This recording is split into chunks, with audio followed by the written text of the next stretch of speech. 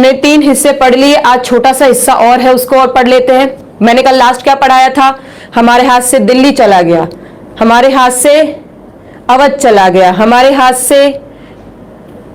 हाथ से झांसी चला गया, ग्वालियर चला गया, ठीक है, आपका बरेली चला गया, ठीक है, फैजाबाद चला गया। मतलब बहुत सारे जो क्षेत्र थे वो किसके अधीन हो गए? अंग्रेजों के अधीन हो गए। तो आज हम बात करेंगे आपके 1857 की क्रांति के असफलता के कारण, ठीक है। अगर मैं बात करूं कि कोई बच्चा दिल्ली पुलिस दे रहा है या मान लो कोई भी इंडिया लेवल के अगर आप जीके की तैयारी कर रहे हो ना, तो 1857 की क्रांति में मैंने जो पार्ट 2 और पार्ट 3 पढ़ाए ना, ये कंफर्म याद कर लेना। सबसे 1857 की क्रांति में ये 2 पार्ट सबसे इंपॉर्टेंट है। ये वाला पार्ट है, एक छोटा सा डिस्क्रिप्शन जो है, ठीक है ना। आज छोटा सा जो डिस्क्रिप्शन है उसकी बात कर लेते हैं। वो क्या है? बिल्कुल बिल्कुल सोनी कुमार जी कह रहे हैं हम काफी कुछ खो चुके हैं। तो आज 1857 की क्रांति के असफलता के कारण आज आपको पता चलेगा। देखो कहते हैं ना, पूर्वजों की गलती से इंसान सीख लेता है। अगर आप पहले किसी गलती से, जो पहले गलतियां जिन्होंने की, अगर उन गलतियों से सीख लेते हो तो आप आगे अच्छा काम कर सकते हो। देखो गलती करके सीखना भी अच्छी बात है, बुरा नहीं है, पर गलतियों किसी ने और ने गलती करी, आप सीख गए, बहुत अच्छा है, ठीक है। और गलतियां करते जाओ फिर भी न सीखो तो वो बहुत बुरी कंडीशन है। तो सिंपल सी बात समझो, 1857 की क्रांति के असफलता के कारण, चलो आप भी बताते चलो, मुझे सही लगेगा तो मैं बोर्ड पे लिख दूंगी। ये थोड़ा सा पढ़ाने का तरीका अच्छा हो जाता है। थोड़ा सा क्लास में इंटरेस्ट लो और 1857 की क्रांति में मैंने आपको पढ़ाई, कारण भी बताए, क्रांति कैसे हुई वो भी बताए, किन किसने भाग लिया वो भी बताए। तो अब आप मुझे ये बताओ, ठीक है ना, अब आप मुझे ये बताओ कि क्रांति के असफलता के रीजन क्या रहे, बताओ। अच्छा, राजाओं ने साथ नहीं दिया, चलो अच्छा रीजन है। तो असफलता में सबसे पहले अगर हम बात कर लेते हैं, सबसे पहले अगर मैं बात करती हूं तो हमारे भारत के, अगर मैं पूरे भारत के 4 हिस्से करूं तो भारत के केवल 1/4 क्षेत्र ने ही भाग लिया था। अगर मैं पूरे भारत के 4 हिस्से करूं, मान लो ये भारत है, इसके मैं 4 हिस्से करूं तो केवल इस हिस्से ने ही भाग लिया था, बाकी 3 हिस्सों ने तो क्रांति में भाग ही नहीं लिया, ठीक है। बिल्कुल बिल्कुल, क्या बात है, सब होशियार है उसका मतलब। अच्छा, इसी के साथ सुनना, 1/10 जनता द्वारा भाग लिया गया। अगर 10 आदमी है तो 10 में से केवल 1 व्यक्ति ने भाग लिया। समझ गए आंकड़े? तो एक आंकड़ा, एक छोटा सा फिगर आता है, ठीक है ना, छोटा सा फिगर आता है कि 1/4 जो क्षेत्र थे, 1/4 जो क्षेत्र थे वो मतलब 4 हिस्से में से केवल 1 हिस्से ने भाग लिया और 1/10 जनता ने ही भाग लिया। अभी जैसे कि एक बच्चे ने एक बात कही, बहुत अच्छी सही बात कही, हमारे यहाँ सबसे बड़ी बात थी ठोस सुदृढ़ और स्पष्ट योजना की कमी। देखो मैंने तुम्हें कहा था ना, हमने पहले बात करी कि नाना साहब ने क्या की थी, प्लानिंग कर ली थी। नाना साहब ने प्लानिंग कर ली थी और हमने एक तिथि तय करी थी कि उस दिन हम लोग क्या करेंगे, क्रांति करेंगे। अब सोचो, नाना साहब क्रांति क्यों कर रहे? पेंशन नहीं मिली तो क्रांति कर लिए। झांसी क्रांति क्यों कर रही है? क्योंकि उसने दत्तक पुत्र लिया और गोद निषेध नीति के आधार पर उसका जो साम्राज्य है वो अंग्रेजों में विलय हो जाएगा। अवध क्यों लड़ रहा है? मतलब हर व्यक्ति के पास में लड़ाई करने, क्रांति करने, विद्रोह करने के अलग अलग कारण थे और किसी ने भी योजना से नहीं लड़े। भाई पता चला कि साइड में लड़ाई कर रहे हैं, उन्होंने विद्रोह किया तो चलो हम भी कर देते हैं। एक साथ विद्रोह नहीं हुआ। क्यों? क्योंकि हमारे पास विद्रोह करने की योजना नहीं थी, स्पष्ट ठोस सुदृढ़ जो है वो योजना नहीं थी। चलो इसी के बाद देखो, जैसे कि अभी एक बच्चे ने कहा केंद्रीय नेतृत्वकर्ता का अभाव। मुझे एक सिंपल सी बात समझाना, आपके यहाँ बहुत सारी क्रांति आंदोलन आज भी होते हैं। लोकपाल के लिए अन्ना हजारे ने अनशन किया ही था ना, ठीक है ना। तो मुझे बताओ, एक सिंपल सी उदाहरण सी बात बताओ, जैसे कि आपके जो स्वतंत्रता, जो राष्ट्रीय आंदोलन हुए हैं, उनमें आगे बढ़ चढ़कर या नेतृत्वकर्ता कौन था?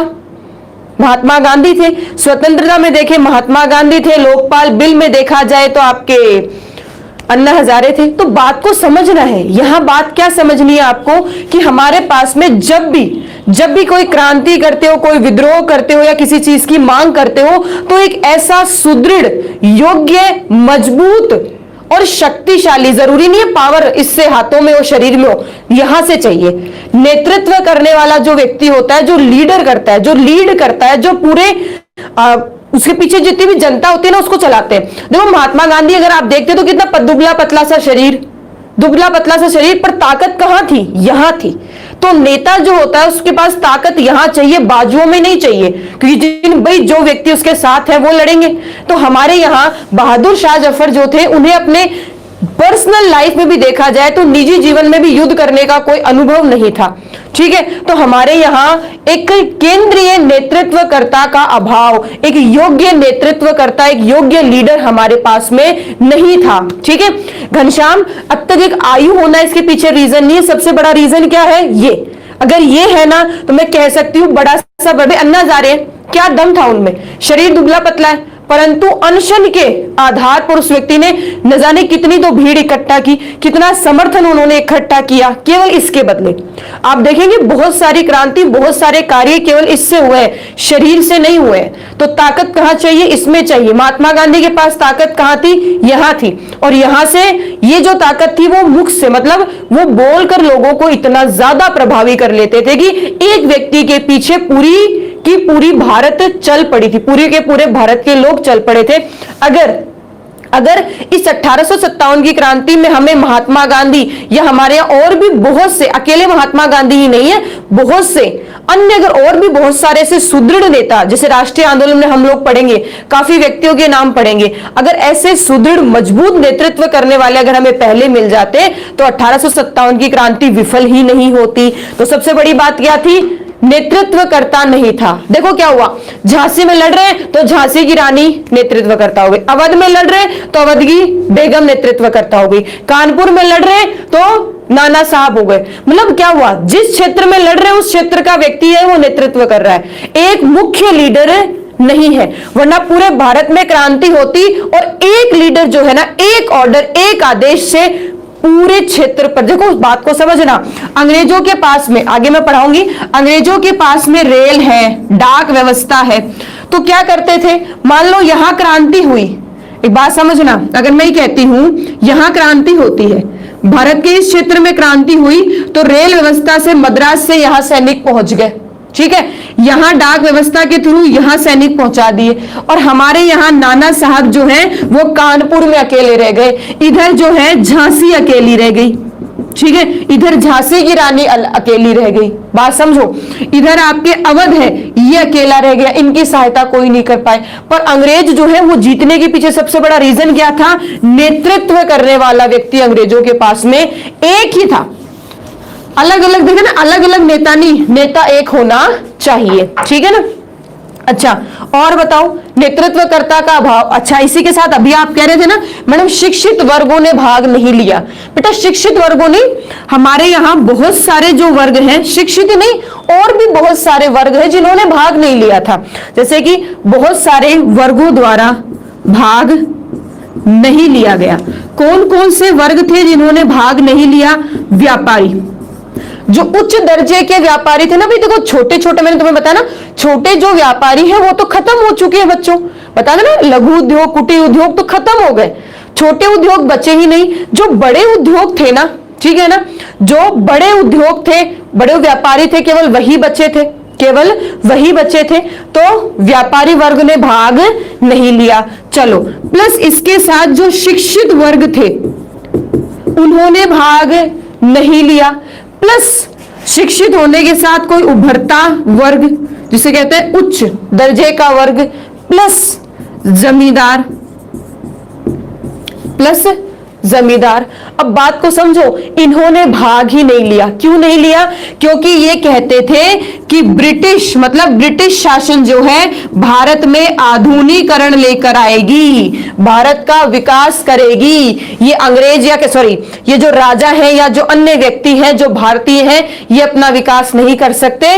विकास करने के लिए इनको ब्रिटेन की सहायता चाहिए, और ब्रिटेन अगर हम पर शासन कर रही है तो भारत का आधुनिकीकरण करेगी। और इस बात में थोड़ा सा समर्थन तो मैं भी देती हूं, ठीक है, थोड़ा सा समर्थन तो मैं भी देती हूं। मैंने पहले भी आपको कहा था, ठीक है ना, मैंने आपको पहले भी कहा था ठीक है ना। शिक्षित वर्ग, लिख लिया क्या मैंने, शिक्षित वर्ग, सॉरी, शिक्षित वर्ग जो है उन्होंने भाग लिया था। अशिक्षित तो उन्होंने तो कह सकते हैं कुछ जगह तो उन्होंने क्रांति की थी और कुछ जगह वो शांति से डर गए थे। देखो जो अशिक्षित वर्ग थे ना, उनमें जो नजदीक में आए, क्योंकि हमारे यहाँ क्या हुआ, क्रांति का प्रचार प्रसार भी ढंग से नहीं हुआ, तो जो व्यक्ति नजदीक थे, जहां तक प्रचार प्रसार पहुंचा, उन लोगों ने भाग भी लिया है। ठीक है, बिल्कुल। ये लोग क्या कर रहे थे, इनकी ये सोच थी, व्यापारी, शिक्षित और उभरता वर्ग और जमींदार, ये जो व्यक्ति है ये क्या लेकर आएंगे, भारत में आधुनिकीकरण लेकर आएंगे। मैंने कहा ना, थोड़ा सा मैं समर्थन भी करती हूं। अगर आपके यहाँ ईस्ट इंडिया कंपनी, या ईस्ट इंडिया कंपनी तो चलो शोषण किया, हमें जमकर लूटा, परंतु ईस्ट इंडिया कंपनी के बाद में जब ब्रिटेन का शासन आप पर हुआ, जब ताज का शासन भारत के ऊपर होता है, तो उन्होंने वाकई में भारत में एक सिस्टम बनाया है। ठीक है, भारत में सिस्टम दिया, भारत को एक सिस्टमेटिक ढंग से क्या करना चाहिए, कैसे करना चाहिए, वो तरीका दिया है, ऐसी बात नहीं है। चलो, ये यहां तक बात हुई। तो व्यापारी, शिक्षित, उभरता वर्ग और जो जमींदार है उन्होंने भाग नहीं लिया। बात समझ गए। अब देखो मेरी बात को समझना, अगला जो रीजन है, अगला जो कारण है, अगला जो कारण है वो बताओ। जैसे कि मैंने कहा ना, अंग्रेजों के पास डाक व्यवस्था बहुत अच्छी थी, तो डाक व्यवस्था के द्वारा ये चारों तरफ जहां जहां सैनिकों को जिस जिस चीज की जरूरत होती ना, ये उपलब्ध करवा देते। प्लस रेल व्यवस्था बहुत अच्छी कर ली थी इन्होंने, तो हथियार की, भोजन की या सैनिकों की, यहां तक देखो, मतलब अंग्रेजों ने तो यूरोप से और सैनिक बुला लिए थे, अंग्रेजों ने यूरोप से और सैनिक बुला लिए थे। हम कहां से सैनिक बुलाते? अब देखो आगे ध्यान से सुनना। और अगर हम बात करते हैं तो सबसे इंपॉर्टेंट बात देखो, मैंने आपको कल पहले भी बताई थी, पंजाब जो थे, पंजाब ने इस क्रांति में भारतीयों की तरफ न होकर अंग्रेजों की तरफ उन्होंने साथ अंग्रेजों का दिया था। अब मैं उन शासकों के नाम लिखूंगी जिन्होंने मदद किसकी की थी, अंग्रेजों की थी। ठीक है ना, अंग्रेजों की थी। कौन कौन से ऐसे राजा थे, क्षेत्रों के राजा थे? पटियाला, नाभा, पटियाला, नाभा, आपका एक और क्षेत्र था पंजाब के पास में ही पड़ता है, जिंद, कश्मीर, आपका जम्मू कश्मीर वो पूरा ही आ जाता है क्षेत्र, हैदराबाद के निजाम, इंदौर के होलकर और ग्वालियर के आपके सिंधिया, भोपाल। तो आपके देखो ये बहुत सारे जो राजा हैं, इन्होंने सहयोग किसका किया? अंग्रेजों का किया। इन्होंने मदद किसकी? देखो कुछ ऐसे राजा हुए हैं जिन्होंने न अंग्रेजों की सहायता करी, न क्रांतिकारियों की सहायता करी, किसी की ही नहीं करी। बोले ना तो तुमसे उलझेंगे, हम तुम्हारा चुपचाप बैठे हैं। ठीक है, चुपचाप बैठे हैं। और कुछ ऐसे राजा थे, कुछ का मतलब बहुत कम, कुछ ऐसे राजा थे जिन्होंने मतलब क्रांतिकारियों की मदद की, और बहुत सारे ऐसे राजा थे जिन्होंने अंग्रेजों की सहायता की। कहा जाता है, बात को सुनना, अंग्रेज खुद ये बात कहते हैं कि ये जो क्रांति का जो तूफान था, इस तूफान में ये व्यक्ति सामने खड़े थे, ये व्यक्ति जो है सामने खड़े थे। अगर ये व्यक्ति नहीं होते तो ये तूफान जो है वो पूरे के पूरे अंग्रेजों को समाप्त कर देता, अंग्रेज शासन को खत्म कर देता। भाई यहां तक बात आती है कि अगर ये जो पंजाब का हिस्सा है ना, ये जो पंजाब का हिस्सा है, ये पंजाब का जो हिस्सा, पंजाब के जो सैनिक थे ना, उन्होंने तो हमारे साथ भाग नहीं लिया, वरना हो सकता है आज क्रांति का स्वरूप ही आप दूसरा पढ़ रहे होते। मैं ये कहती असफलता के नहीं, मैं लिखवाती आपको सफलता के कारण। ठीक है भाई, इनका ये जो थे, भाई देखो इंदौर है, ग्वालियर है, हैदराबाद के निजाम पर तो किसी को भरोसा ही नहीं था, सीधी सी बात समझो। भोपाल है, इन सब पे इतना नहीं, बट ये बहुत शक्तिशाली थे, ये जो थे वो बहुत शक्तिशाली थे। अगर ये हमारे साथ होते, अंग्रेजों की बजाय ये अगर आम जनता या क्रांतिकारियों के साथ होते तो स्वरूप कुछ और हो जाता, परंतु अब कुछ नहीं हो सकता। काश तो अपन करते जाते थे। तो समझो ये जो क्रांति का तूफान था ना, इस तूफान के बीच में ये व्यक्ति खड़े थे, तूफान के बीच में ये व्यक्ति खड़े थे, इसलिए अंग्रेजों का जो शासन है वो बच गया, अंग्रेज जो है वो बच गए, वरना अंग्रेजों को ये तूफान जो है वो खत्म कर देता, समाप्त कर देता। तूफान में इन्होंने, ये जो राजा थे इन्होंने बांध का काम किया, ये जो राजा थे इन्होंने किसका काम किया था? बांध का काम किया था। अगली बात देखो, अच्छा सफलता के और क्या कारण रहे अगर मैं बात करूं तो देखो, बात को समझना, अंग्रेजों के पास में आधुनिक हथियार थे, अंग्रेजों के पास में क्या थे बच्चों? आधुनिक हथियार थे, ठीक है। ये किसके पास थे? अंग्रेजों के पास थे। मैंने आपको बताया ना, ब्राउन बेस राइफल की जगह एनफील्ड राइफल ली, क्यों? क्योंकि ब्राउन बेस जो राइफल थी उसमें क्या, फायर जब गोली निकाली जाती थी तो समय लगता था, फिर रिफिल करते थे तब समय लगता था, और उसकी जो रेंज थी ना, जो डिस्टेंस होता है वो भी क्या था? कम था। एनफील्ड में ज्यादा कारतूस भरे जा सकते थे, ठीक है, और वो जब उसको खाली हो जाती तो रिफिल करने में ज्यादा समय नहीं लगता, और गोली फायर होने में सेकंडों का ही फर्क रहता था बस। तीसरा, उसकी रेंज बहुत ज्यादा थी। तो सोचो, इनके पास तो इस तरह के हथियार, और हमारे जो क्रांतिकारी थे वो किससे लड़ रहे हैं? ध्यान से सुनना, बराबरी किससे हो रही है? तलवार भाले, इससे कौन लड़ रहे हैं? तलवार है, भाले है, ईंट है, पत्थर है, ठीक है, लकड़ियां हैं, इनसे कौन लड़ रहे हैं? भारतीय लड़ रहे हैं। अब सोचो, अब आप खुद सोचो कि कैसे संभव है, एक तरफ तो आधुनिक हथियार है और दूसरी तरफ तलवारें हैं, भाले हैं, वो क्या काम के? चलो, फिर भी हमने काफी कोशिश की, काफी लंबे समय तक हम टिके भी रहे, ऐसी बात नहीं है। अच्छा, सबसे इंपॉर्टेंट बात क्या थी? क्रांति का उद्देश्य क्या था? देखो, मैंने आप सबको क्रांति पढ़ाई है ना, अब देखो सब चुप हो गए, अपने आप में बात करने लग गए। अब मुझे ये बताओ, मैंने आप सबको पढ़ाई है क्रांति, मुझे बताओ हमारे क्रांति का उद्देश्य क्या था? पढ़ाया है मैंने आप सबको, बताओ हमारे क्रांति का उद्देश्य क्या था? क्रांति का क्या उद्देश्य था? मैंने आपको क्रांति पढ़ाई है, हमारे 3 दिन से क्रांति चल रही है, नो डाउट। बताओ क्रांति का उद्देश्य क्या था? ठीक है, विक्रम ने कहा फ्रीडम, मुकेश ने भी कहा फ्रीडम, अंग्रेजों को भारत से भगाना, ठीक है, शंकर लाल ने कहा, और बोलो फटाफट जवाब दो। अंग्रेजों को बाहर निकालना और आजादी, शोषण रोकना, स्वतंत्रता, अपना राज्य बचाना। बिल्कुल लाल बाबू राय ने बात को पकड़ लिया। देखो, बिल्कुल रवि ने सही कहा, ठीक है। यहां स्वप्निल दीक्षित ने भी कहा, सबका व्यक्तित्व स्वार्थ था, ठीक है, व्यक्तिगत स्वार्थ था, अपने क्षेत्र को बचाना। अब बात को समझना, ठीक है, बात को समझो। जिन बच्चों ने आजादी लिखी है, फ्रीडम लिखा है, ठीक है, ये जो सारी बातें आप लोगों ने लिखी है, ये क्यों लिखी है? क्योंकि बचपन से हमें ये पढ़ाया जाता है कि 1857 की जो क्रांति है वो किस लिए हुई।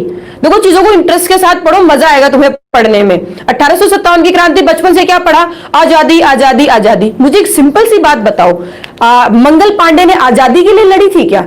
मंगल पांडे ने विद्रोह किसका किया था? बताओ, आप खुद जवाब दो। जितने भी विद्रोह मैंने आपको पढ़ाए हैं, जो महत्वपूर्ण थे, जो इतिहास की किताबों में लिखे गए हैं, जिनके साक्ष्य हैं, मैं उन्हीं के बारे में आपसे पूछूंगी। मुझे बताओ, क्या मंगल पांडे ने उन 2 अंग्रेज अधिकारियों की हत्या क्या इसलिए करी थी कि उन्हें आजादी चाहिए? मंगल पांडे ने सबसे पहले किया था विद्रोह। तो मुझे बताओ, मंगल पांडे ने विद्रोह क्यों किया था? बताओ फटाफट, रीजन दो। आप खुद कहोगे, जो बच्चे कहते हैं ना फ्रीडम, आजादी, खुद कहोगे बिल्कुल एनफील्ड राइफल के लिए, कारतूसों के लिए किया था। अच्छा, मेरठ छावनी के सैनिकों ने क्यों किया था?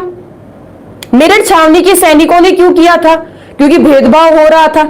और फिर मंगल पांडे को अगर फांसी पे चढ़ा दिया तो मेरठ छावनी में भी विद्रोह हो गया। तो मेरठ की छावनी का विद्रोह भी क्या था? भेदभाव होना, और हमारे ही एक सैनिक को फांसी पे चढ़ा देना, चर्बी वाले कारतूस। तो मेरठ छावनी का भी यही कारण था। चलो, बहादुर शाह जफर क्यों शामिल हुआ लड़ाई में? ताकि उसका मुगल साम्राज्य बचा रहे, वरना अंग्रेज मुगलों को खत्म कर देंगे। चलो, अवध क्यों बीच में आया? अवध ने क्यों लड़ी क्रांति? अवध विद्रोह क्यों हुआ? क्योंकि अवध के नवाब को, ध्यान से सुनना, इतने दिन अवध ने विद्रोह नहीं किया था। अवध ने विद्रोह क्यों किया? क्योंकि अवध के जो नवाब थे, जो राजा थे, उनको कुशासन का आरोप लगाकर कलकत्ता भेज दिया। मैं ये कहती हूं अगर अवध के नवाब को बनाए रखते ना, अगर अवध का नवाब होता तो अवध विद्रोही नहीं होता।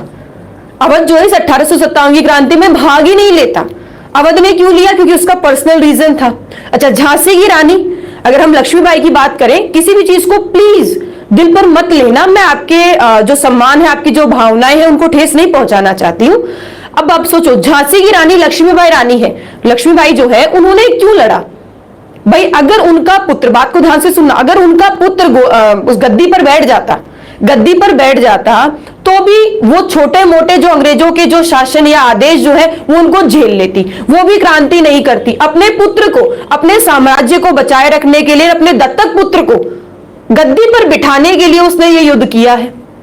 तो आप मुझे ये बताओ कि कौन सा ऐसा कारण, कौन सा ऐसा राजा था जो ये कह रहा था कि हमें आजाद करो? अच्छा दी, दूर क्यों जाते हो? आपके नाना साहेब जो थे उन्होंने पेंशन नहीं मिली, नाना साहब को पेंशन नहीं मिली 8 लाख की, तो बंदा इंग्लैंड पहुंच गया, मेरी पेंशन चालू करो। उसने ये नहीं कहा कि अंग्रेजों को भगाओ, उसने कहा अगर मुझे पेंशन नहीं दोगे ना तो मैं तुमसे लड़कर पेंशन ले लूंगा। अब तुम सोचो, खुद सोचो, नाना साहब जिन्होंने इस क्रांति की योजना बनाई है, उस व्यक्ति का उद्देश्य क्या था?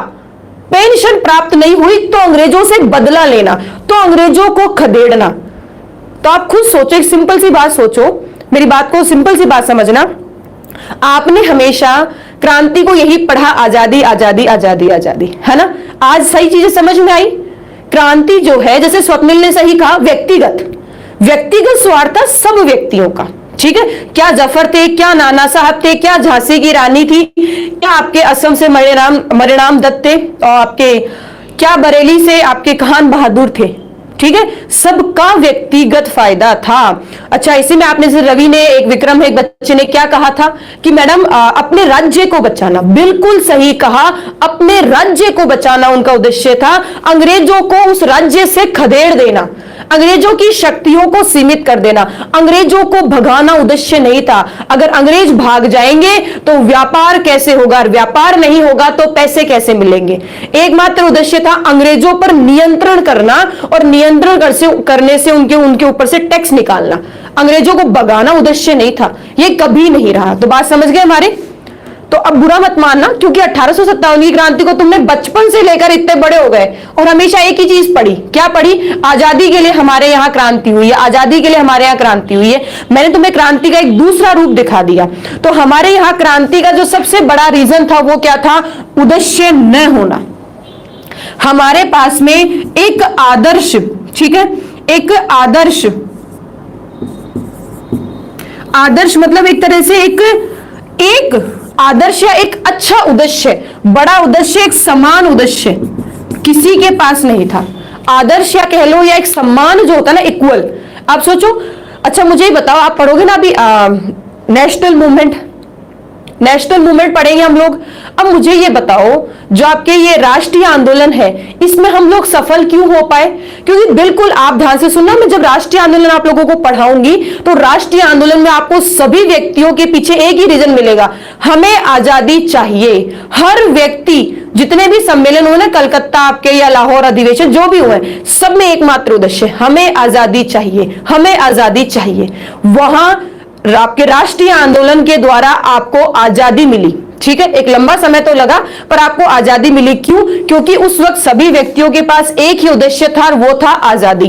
परंतु हमारे यहां 1857 की क्रांति में खुद को बचाना, खुद के साम्राज्य को बचाना और खुद का स्वार्थ सिद्ध करने के अलावा हमारा 1857 की क्रांति में अंग्रेजों को विफल करना जो है, या अंग्रेजों को खदेड़ देना या भगाना या आजादी जो है, वो देखा जाए तो सिंपल सी बात करें तो बेटा वो रीजन नहीं था, उद्देश्य नहीं था। पर जैसा कि मैं एक बात कहती हूं, जैसे कि मैं हिस्ट्री की टीचर हूं, मान लो, तो हिस्ट्री की टीचर हूं तो मुझे अंग्रेजों को गालियां देनी है, बात सीधी से समझो, ठीक है? अंग्रेजों को मुझे बुरा बताना है।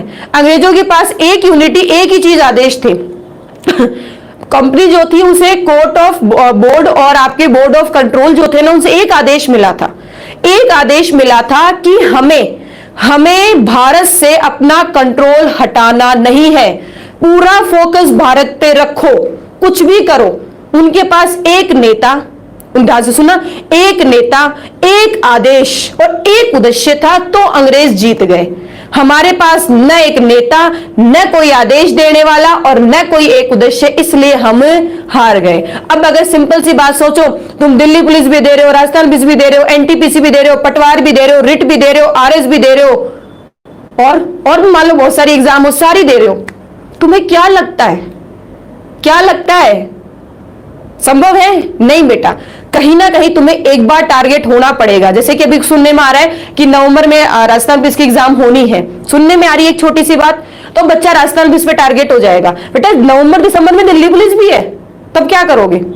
तो पढ़ने का थोड़ा सिस्टम बढ़ाओ, ऐसा नहीं हो जाए कि एक उद्देश्य, एक आदेश और एक व्यक्ति के अभाव में हम लोग 1857 की क्रांति में विफल हो गए, ऐसा आपके साथ ना हो।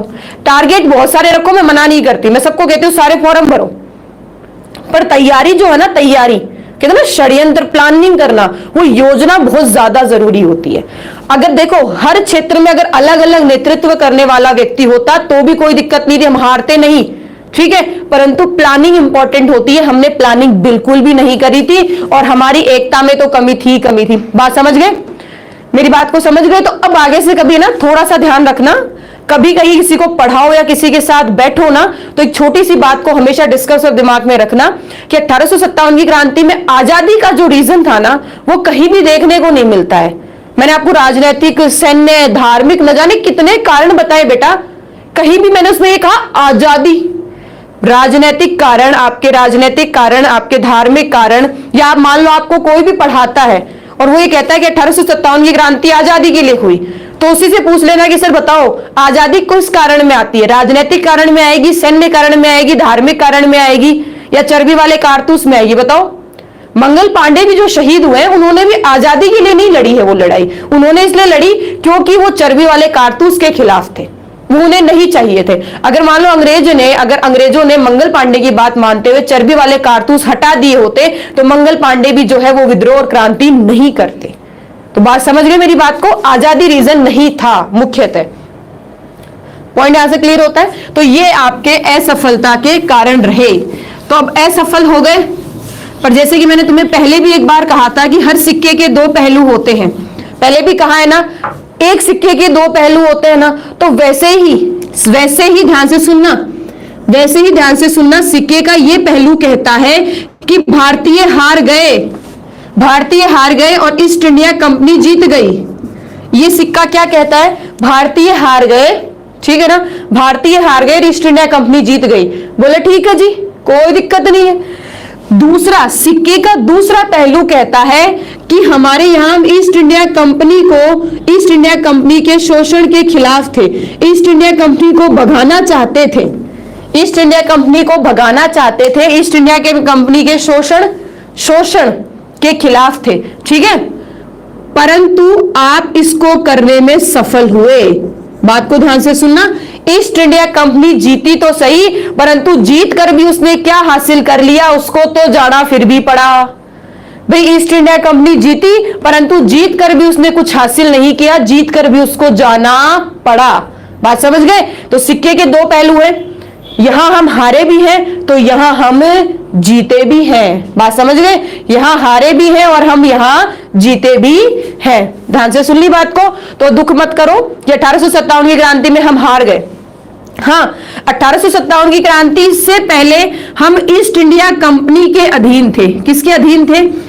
ईस्ट इंडिया कंपनी के अधीन थे। और उसके बाद में हम ब्रिटेन के ताज के अधीन हो गए, ब्रिटेन के ताज के अधीन हो गए, परंतु कुछ फर्क तो आया, ठीक है, कुछ फर्क तो आया। अब देखो, चलो रीजन क्या हुआ? 1857 की क्रांति का परिणाम क्या हुआ? अब आप गौर से देखना, ऐसा लगता है जैसे कि फेल होकर भी, ध्यान से सुनना मेरी बात को, ऐसा लगता है जैसे कि फेल होकर भी नौकरी हमें ही मिल गई। अब आप कहोगे मैम ऐसा कैसे हो सकता है? देखना, अभी बातों को गौर करना। कैसे लगेगा कि आपको लगेगा हम फेल हो गए और फेल होने के बाद में भी कॉल लेटर आ जाए, जॉब मिल जाए आपको, कितने खुश हो गए ना आप लोग। तो वही रीजन था, 1857 की क्रांति हार गए और हार कर भी ईस्ट इंडिया कंपनी से पीछा छूट गया।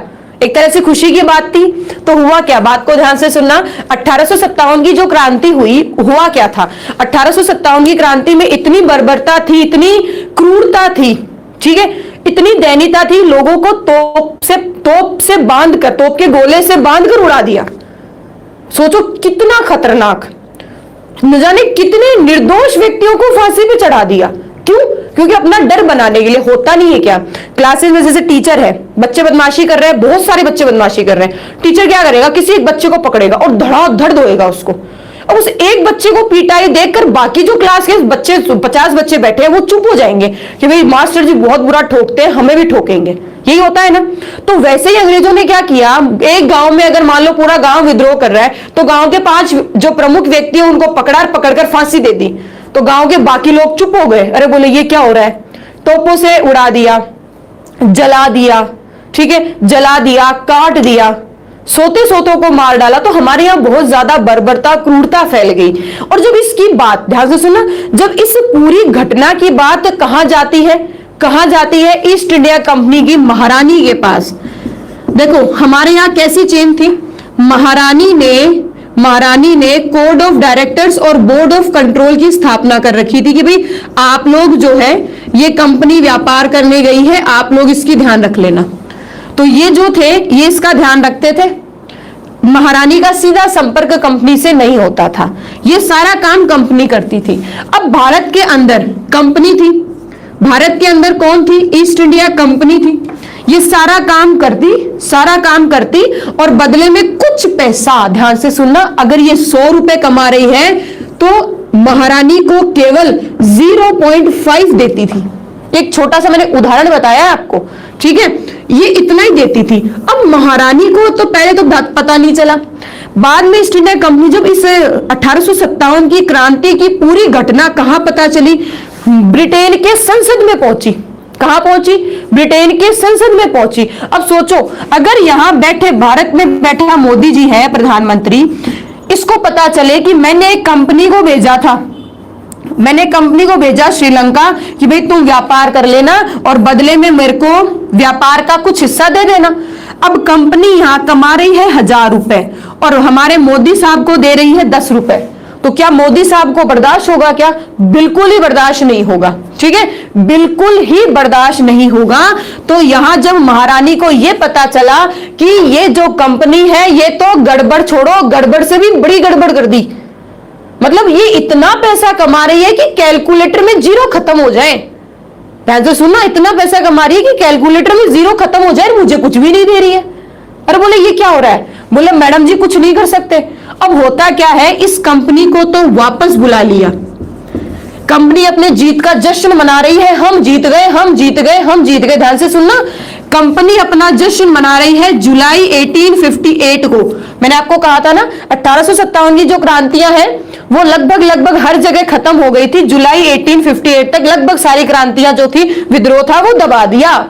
अब ये सब लोग जश्न मना रहे हैं, मजे कर रहे हैं, आराम से पार्टी वार्टी कर रहे हैं मजे से सब लोग, ठीक है। हुआ क्या, महारानी ने कहा अच्छा जी, महारानी ने 1 नवंबर 1858 को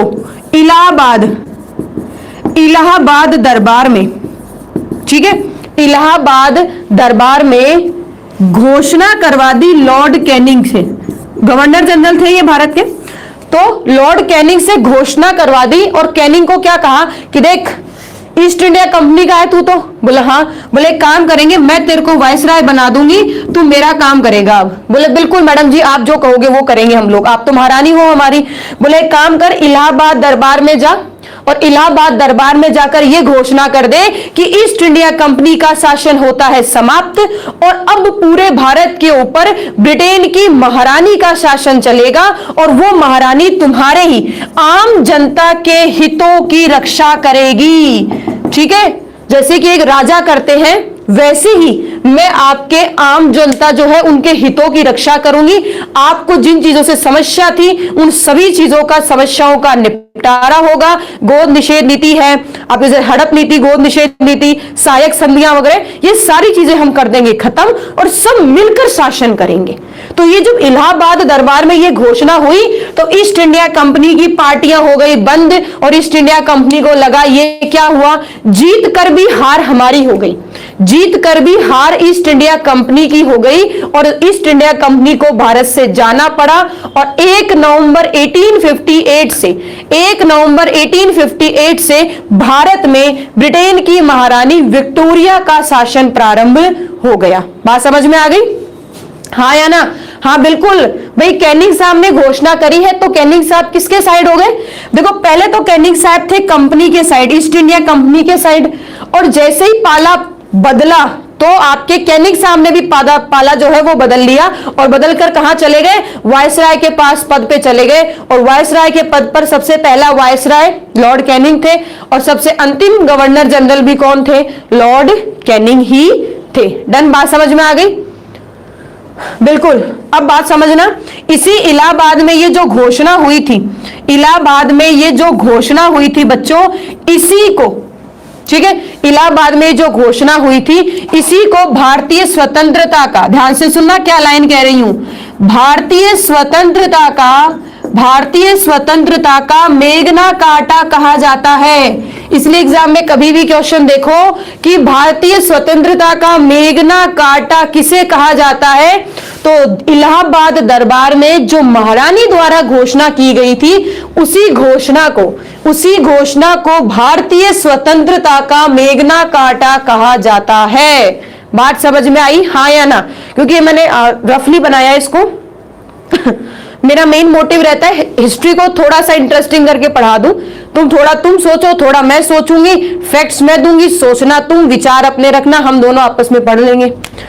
अब बात समझ में आ गई? तो यहां महारानी ने कहा इस सबको हटाओ। अब देखना महारानी क्या करती है, सबसे पहले इनका पत्ता कट करेगी, अरे बोले कोड ऑफ डायरेक्टर्स और बोर्ड ऑफ कंट्रोल को हटाओ, ईस्ट इंडिया कंपनी को हटाओ, ठीक है। अब बोला कि महारानी जी आप भारत पे शासन तो करोगी, परंतु भारत में शासन करने के लिए कोई आदमी तो चाहिए। तो ब्रिटेन की महारानी ने क्या किया? ब्रिटेन की महारानी ने भारतीय परिषद की स्थापना करी। भारतीय परिषद की स्थापना कहां करी? आपके ब्रिटेन में। ब्रिटेन में एक अलग से डिपार्टमेंट बनाया। क्या बनाया? एक काउंसिल बनाया, एक डिपार्टमेंट बनाया, एक काउंसिल बनाया, एक डिपार्टमेंट बनाया। संदेश क्वेश्चन पूछ लो, क्या है? फटाफट लिखो क्वेश्चन क्या है। तो ब्रिटेन में यहां एक डिपार्टमेंट बनाया भारतीय परिषद, और इस डिपार्टमेंट का हेड बना दिया किसको? हेड बना दिया सचिव को। क्या नाम है इसका? भारत सचिव। अब बच्चे कई बार कंफ्यूज हो जाते हैं। हाँ बिल्कुल 15 मेंबर थे, बिल्कुल सही कहा बलवीर, बिल्कुल सही कहा, डन, बिल्कुल सही कहा। भारतीय परिषद में मेंबर कितने थे? 15 थे, ठीक है। तो ब्रिटेन, ठीक है, ब्रिटेन में भारतीय परिषद, भारत में नहीं बनी है, ब्रिटेन में बनी है। ब्रिटेन में भारतीय परिषद बनी, 15 आदमी इसमें थे, और इस भारतीय परिषद का जो हेड था वो किसको बनाया? भारत सचिव को। और भारत सचिव जो है, ठीक है, भारत सचिव जो है वो कहां बैठेगा? ब्रिटेन में ही बैठेगा, तनख्वाह भी ब्रिटेन से ही लेगा। आगे चलकर क्या कहा? भारत सचिव की तनख्वाह भी भारतीयों को ही देनी पड़ेगी, ठीक है ना? डन? यहां से बात समझ में आ गई? तो भारत सचिव का पद बना दिया, भारतीय परिषद की स्थापना कर दी जिसमें 15 आदमी थे। और क्या क्या किया लिख लेते हैं, पर इसको लिख लेते हैं ध्यान से, आराम से। थोड़ा सा पूरा रफ हो गया एक तरह से, फिर कहोगे मैडम क्या लिख रहे हो, क्या समझा रहे हो, सब मिक्सअप हो गया। तो यहां महारानी ने इनको खत्म किया, कंपनी को वापस बुला लिया और भारत पर शासन चलाने के लिए भारतीय परिषद की स्थापना करी। भारत सचिव उसका अध्यक्ष बनाया गया। अच्छा यही बात कर लेते हैं, पहला भारत सचिव के पद पर कौन बैठा था? पहला भारत सचिव के पद पर कौन बैठा था? सबसे पहला भारत सचिव के पद पर कौन बैठा था?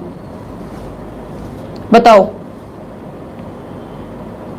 मोहित। इस खिचड़ी में क्या लिखोगे? मैं सिस्टम से लिखवा रही हूं ना, तब लिख लेना आराम से।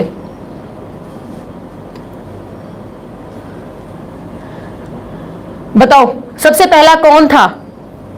Stanley, earl Stanley. ये कौन थे? अर्ल स्टैनले जो थे वो पहले भारत सचिव थे, ठीक है, ये कौन थे? पहले भारत सचिव थे अर्ल स्टैनले।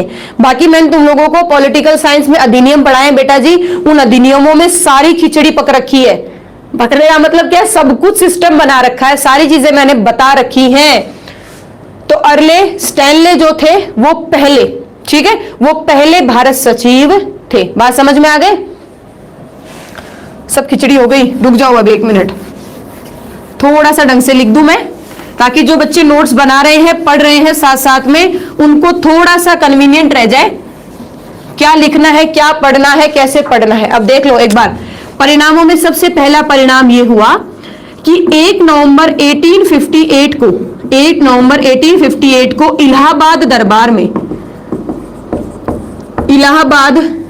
इलाहाबाद दरबार में, अच्छा एक और बात आती है, इलाहाबाद दरबार कहां? Minto park. कहां था? इलाहाबाद दरबार भी कहां? Minto park. कभी कभी नाम सुनने को मिले तो 1 नवंबर 1858 को इलाहाबाद दरबार कहां था? मिंटो पार्क में। मिंटो पार्क में आपके उस वक्त तो गवर्नर जनरल ही थे एक तरह से, जब ये गए थे घोषणा लेकर, तो आपके गवर्नर जनरल लॉर्ड कैनिंग द्वारा महारानी, देखो कितने सारे फैक्ट क्लियर हो रहे हैं, महारानी विक्टोरिया का घोषणा पत्र लेकर गए, जिसमें ईस्ट इंडिया कंपनी का शासन था समाप्त, तथा ईस्ट इंडिया कंपनी का शासन था समाप्त और ब्रिटेन का शासन जो है वो प्रारंभ किया गया। ब्रिटेन का शासन क्या किया गया? प्रारंभ किया गया, और ईस्ट इंडिया कंपनी का शासन समाप्त हो गया।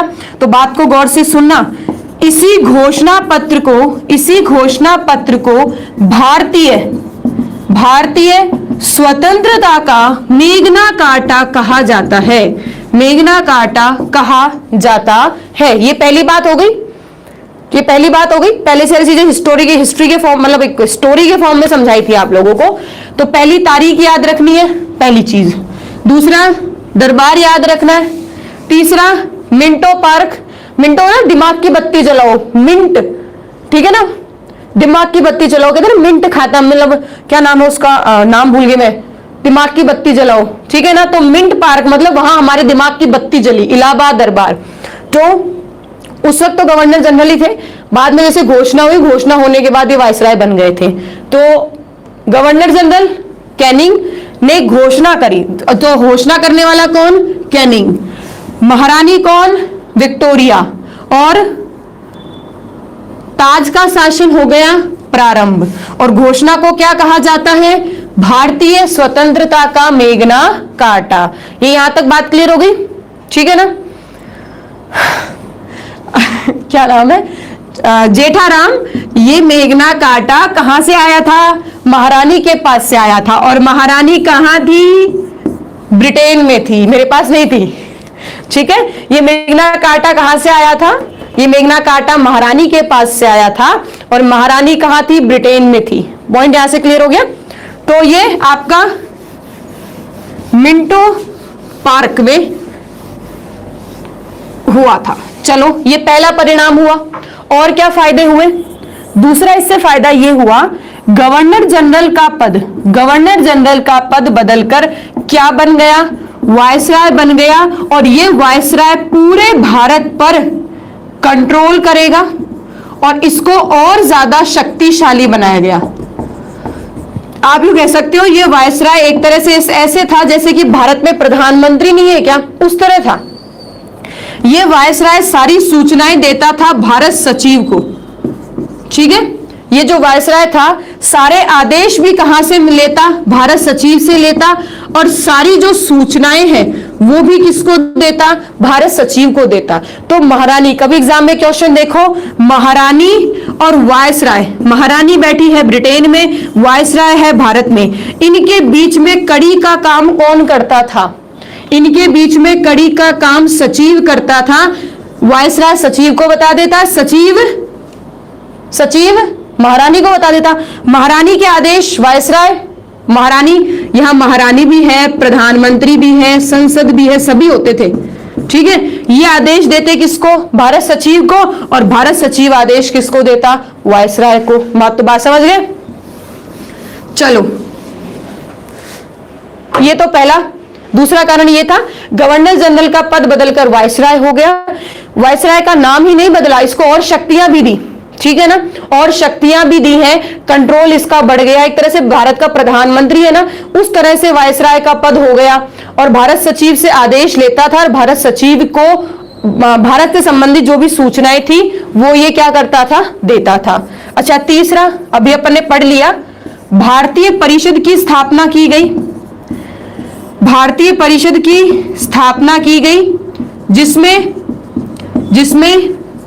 15 सदस्य हुआ करते थे, 15 सदस्य हुआ करते थे, और उसका हेड मतलब इस परिषद का जो मुख्य प्रधान था वो कौन था? भारत सचिव हुआ करता था। कौन था? भारत सचिव हुआ करता था। ये भी ब्रिटेन में बनी थी काउंसिल, और ये पद भी कहां रहता था? ब्रिटेन में रहता था। पहला भारत सचिव अर्ले स्टैनले थे, ठीक है, अर्ले स्टैनले जो है वो पहले भारत सचिव थे। चलो, अच्छा, आपने एक नाम सुना है क्या? नाम नहीं सुना होगा, सुना है या नहीं सुना बता देना मुझे फटाफट। पील कमीशन।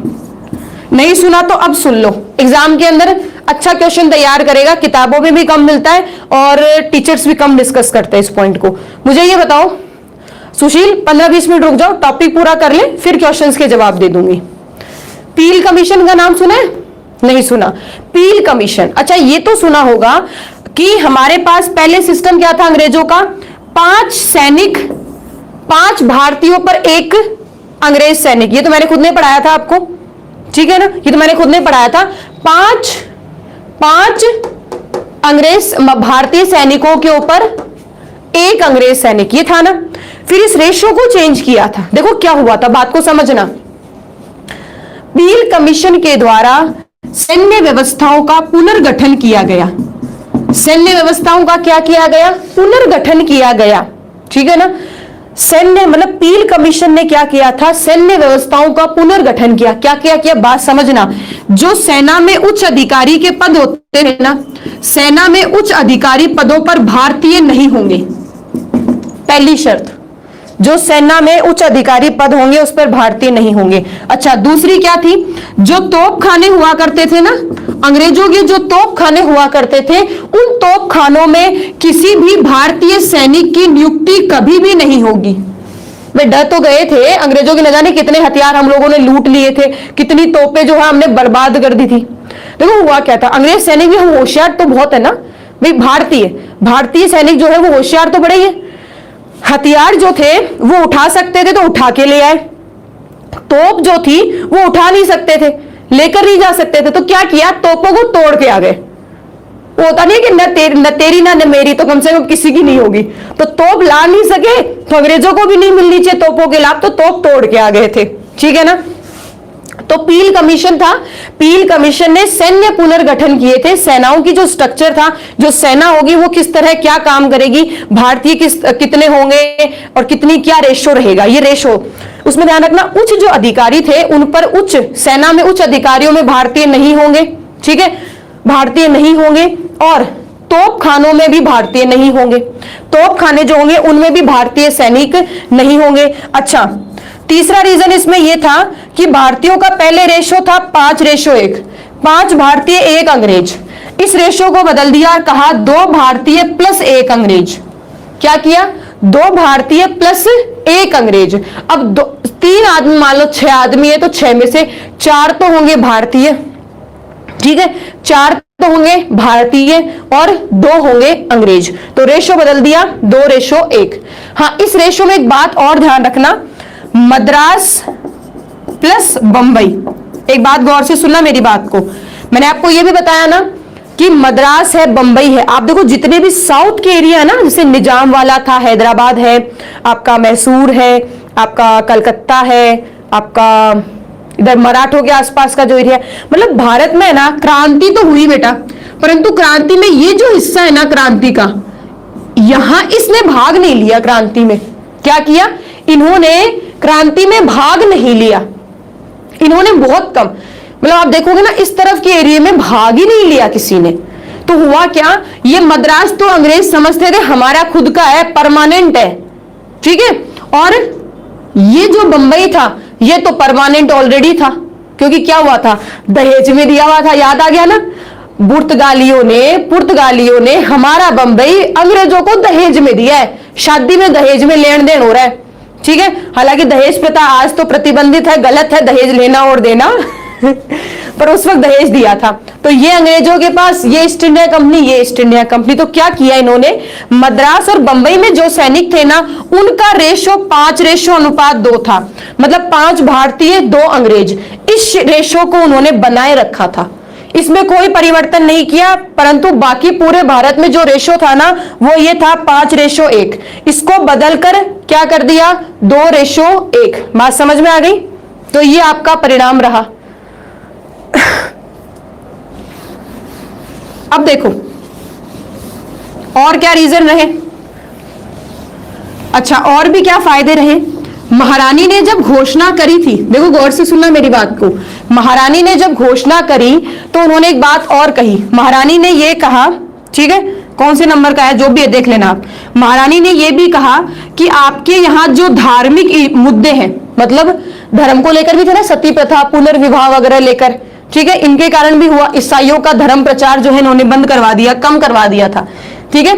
जो धार्मिक मुद्दे हैं उनमें हस्तक्षेप नहीं होगा, महारानी ने मना कर दिया, बोले आपके जो भी धार्मिक मुद्दे हैं आप खुद देख लेना, हम हस्तक्षेप नहीं करेंगे। बोले ये तो बहुत अच्छी बात है। प्लस ईसाइयों के प्रचार प्रसार में कमी आ गई, क्योंकि सपोर्ट करने वाले अंग्रेजों ने मना कर दिया, अंग्रेजों ने सपोर्ट ही नहीं किया, ठीक है ना, अंग्रेजों ने सपोर्ट ही नहीं किया, तो ईसाइयों का प्रचार कैसे होगा। तो ईसाई प्रचार में क्या आ गई, कमी आ गई। प्लस इन्होंने एक और बात कही थी, आपके यहां लगभग 1861 में, ठीक है, बात को ध्यान से सुनना, 1861 में एक इंडियन सिविल सर्विसेज एक्ट लाया गया था। नाम याद आ गया, इंडियन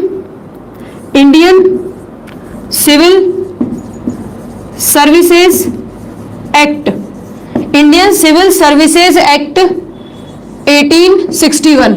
इसमें यह कहा गया था, बिना किसी भेदभाव के भेदभाव रहित प्रतियोगी परीक्षा करवाई जाएगी। मतलब सीधा कहा था कि जो नौकरियां होंगी उन नौकरियों में जाति धर्म को लेकर कोई भी भेदभाव नहीं होगा, सभी को एक समान नजरों से देखा जाएगा, ठीक है। तो बात समझना, महारानी जो है वो दयालु नहीं है, तसल्ली रखो। अभी राष्ट्रीय आंदोलन जब पढ़ोगे तब महारानी का असली रूप देखने को मिल जाएगा तुम लोगों को, ठीक है ना। तो ये मान के चलो, सिंपल सी बात, ठीक है। महारानी इतनी दयालु भी नहीं थी।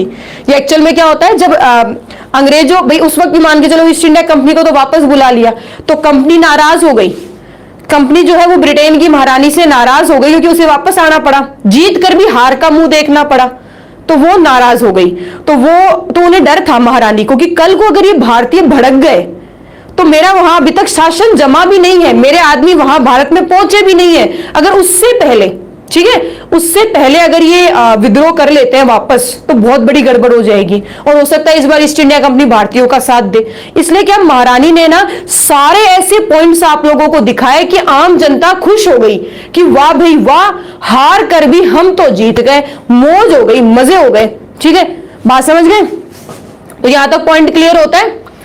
महारानी ने परिणाम ऐसा था कि 90 वर्ष आपको और ब्रिटेन के ताज की गुलामी करनी पड़ी, और उसके बाद में आपने खुद को, ठीक है ना, हाँ ये कह सकते हो दिनेश थोड़ा बहुत छुटकारा मिला, थोड़ा बहुत ही काफी छुटकारा मिला था, ये बात ध्यान रखो, क्योंकि ईस्ट इंडिया कंपनी जो है ना वो उन्होंने खुद के मालिकों को छोड़ रखा है, प्राइवेट कंपनी है पूरा। देखो गवर्नमेंट कंपनी प्राइवेट कंपनी है एक तरह से, तो प्राइवेट कंपनी है वो पूरा निचोड़ लेती है, कुछ नहीं छोड़ती आदमी के अंदर, ठीक है। और गवर्नमेंट कंपनी थोड़ी रियायत दे देती है, कभी कभार छूट भी मिल जाती है, कभी कभार कुछ गड़बड़ होती है तो पता भी नहीं चलता, होता है या नहीं होता, ठीक है। तो वैसे ही है, महारानी के हाथ में आने के बाद में कई बार क्या हुआ, बहुत सारे ऐसे वायसराय भी आए जिन्होंने भारत के बारे में सोचा भी है, बहुत सारे ऐसे व्यक्ति भी आए जिन्होंने आप लोगों के लिए काम भी किया है, ठीक है ना।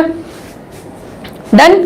तो ये आपका क्या था, परिणाम हो गया। इसी के साथ में आपकी 1857 की क्रांति जो है वो मेरी तरफ से कंप्लीट है।